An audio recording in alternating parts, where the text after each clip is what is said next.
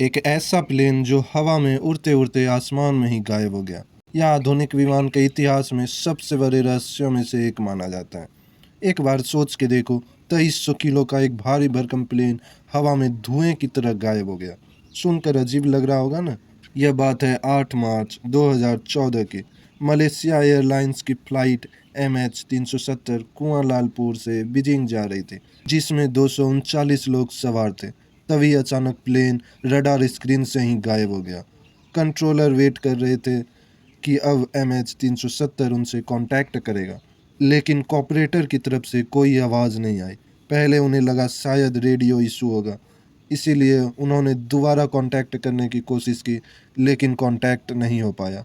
अब धीरे धीरे टेंशन बढ़ने लगी, क्योंकि प्लेन रडार स्क्रीन से गायब हो गया था। वियतनाम और मलेशिया दोनों साइड कंट्रोलर कंफ्यूज्ड थे। एक दूसरे से पूछा जा रहा था, तुम्हारे कांटेक्ट में है क्या?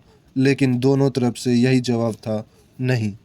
अब उन्हें शक हो गया कि MH370 किसी हादसे का शिकार हो गया। आसमान में दूसरा विमान खोज के लिए उड़ाया गया। सैटेलाइट डेटा का विश्लेषण किया गया, लेकिन MH370 का कोई पता नहीं चला।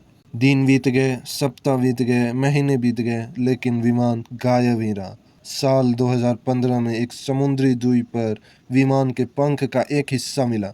विशेषज्ञों ने पुष्टि की कि यह MH370 का ही हिस्सा है। बाद में कुछ और टुकड़े मिले, लेकिन पूरा विमान कभी नहीं मिल पाया। धीरे धीरे यह सर्च ऑपरेशन बंद किए जाने लगे, क्योंकि दुनिया की बड़ी एजेंसी इंडियन ओशियन की खोजबीन की कॉस्ट लगभग 1300 करोड़ पहुंच गई थी। इस वजह से MH370 की सर्च आज भी हिस्ट्री का सबसे महंगा सर्च ऑपरेशन माना जाता है। आज की इस वीडियो में बस इतना ही। आप और हम फिर मिलेंगे किसी एक नए वीडियो में। तब तक के लिए आप अपना बहुत सारा ख्याल रखें।